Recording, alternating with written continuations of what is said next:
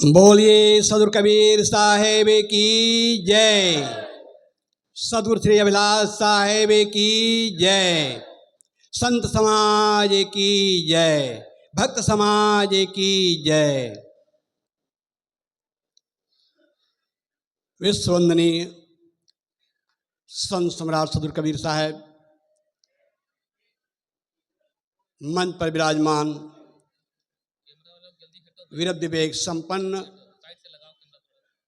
पूजनीय संत समाज,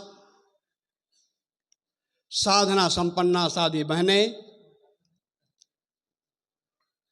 धर्म प्रेमी सज्जनों, श्रद्धा मूर्ति देवियों, आदरणीय संत श्री देवेंद्र साहब जी ने शुरू में ही बताया कि मैं नीरू नीमा पर, रामानंद पर, कबीर धर्मदास पर, मैं इस पर आज मैं किसी पर नहीं बोलूँगा। जिनको सुनना है, जिनको पढ़ना है, वो मेरी पुस्तक पढ़ें। कबीर एक खोज, जन्म और माता पिता। सदगुरु कबीर और धर्मदास के समकालीन थे कबीर और रामानंद। इनको पढ़ करके आप समझेंगे। आज मैं अलग टॉपिक पर विचार रखने जा रहा हूँ। कबीर साहब ने एक सपना देखा था, साहित्यिक भाषा में उसको कहते हैं यूटोपिया। कौन सपना देखा था कबीर साहब ने? क्या कल्पना किया था? क्या सोचा था?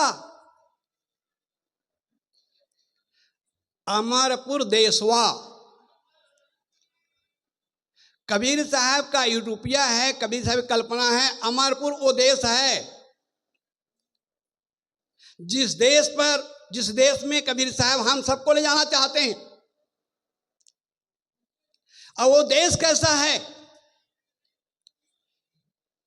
वो अमरपुर देश कैसा है? वो अमरपुर देश है, वहां ऊंच नीच नहीं है, भेदभाव नहीं है, जात पात छुआछूत नहीं है, वर्णाश्रम व्यवस्था नहीं है। ये कबीर साहब के यूटोपिया है। मूल वचन कबीर साहब का आप लीजिए, ब्राह्मण क्षत्रिय शूद्र वैश्वा, मुगल पठान सैयद शेखवा। कबीर साहब के जो कल्पना है, कबीर साहब ऐसे समाज की व्यवस्था देना, समाज को ऐसी व्यवस्था देना चाहते हैं, न वहां कोई ब्राह्मण रहे, न क्षत्रिय, न वैश्य, न शूद्र, आदमी के आदमी रहे। मुसलमानों के अनुसार मुगल पठान सैयद शेखवा, मुगल ना हो, पठान ना हो, सैयद ना हो, शेख ना हो, आदमी आदमी हो। ये चिंतन कबीर साहब का है।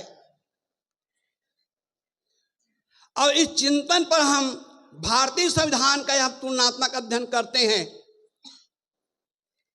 तो मुझे ऐसा लगता है, ज्यादा नहीं, भारतीय संविधान के आप कल प्रस्तावना कुछ लाइनें के हुए हैं, उनको आप पढ़ लीजिए। पूरा संविधान पढ़ने की नहीं जरूरत है, केवल संविधान के प्रस्तावना आप पढ़िए। हम भारत के लोग जहां समता, समानता, बंधुत्व, भाईचारा, अभिव्यक्ति की आजादी,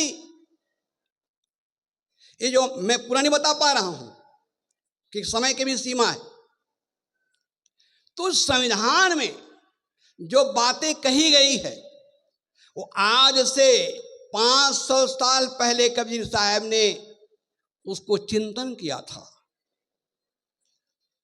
हमारे संत रैदास ने चिंतन दिया था, ऐसा चाहूं राज में, मिले सबन को अन्न, छोट बड़ो सब सम बसे, रैदास रहे प्रसन्न। कबीर साहब का नाम ले या ना ले, लेकिन हमारे देश के महामहिम जो प्रधानमंत्री मोदी जी हैं, उनको भी ये बात कहनी पड़ती है, सबका साथ और सबका विकास। कितना फॉलो करते हैं, कितना आचरण में लाते हैं, कितने संविधान का पालन करते हैं, ये अपनी जगह पर है। लेकिन बात जो सच्ची है वो तो कहनी पड़ती है।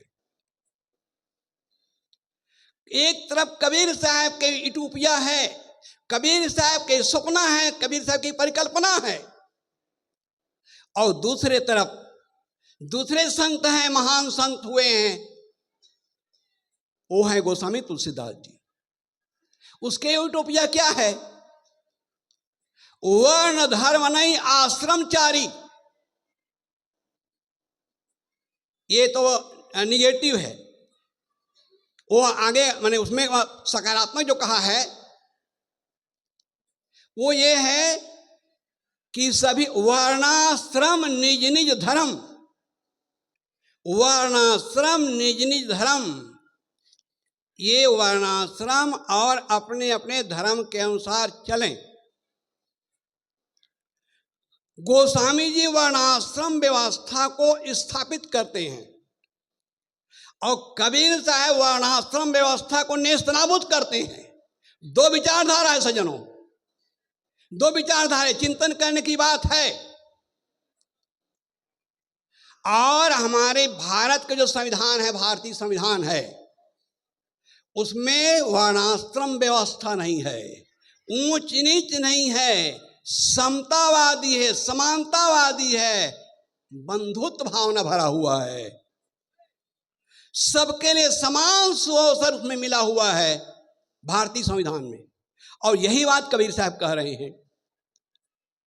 ये हमारे माता बहनों कहा गया है, ये पढ़ने का लिखने का अधिकार नहीं है। इसके अंदर पता नहीं कितने अवगुण, आठ अवगुण गुना दी गोस्वामी जी ने। अवगुण 8 सदा उरही, सास अनित चपलता माया, भई अविवेक अशौच अधाया, और ढोल गवार शूद्र पशुनारी, ये सब ताड़न के अधिकारी। हम ज्यादा इस पर नहीं जाना चाहेंगे, लेकिन कहना क्या चाह रहे हैं और कबीर क्या कहना चाह रहे हैं, ये मैं दोनों का तुलनात्मक ये प्रसंग ला रहा हूं। कबीर साहब कहते हैं, आज से 600 साल पहले पैदा होने वाले कबीर कहते हैं, आधे बसे पुरुष आधे बसे जोय। आज हमारे भारत सरकार महिलाओं के लिए जो आरक्षण, और वो आरक्षण भी क्या, अरे जब तुम बिल पास कर रहे हो, बिल पास कर रहे तो बिल आज से लागू होना चाहिए। कब लागू होगा? कब बाबा मरेगा तो बड़ा चुरेगा। और उसमें भी ये नहीं किया गया कि आने किसके किसके लिए क्या क्या होगा, ये भी नहीं बताया गया।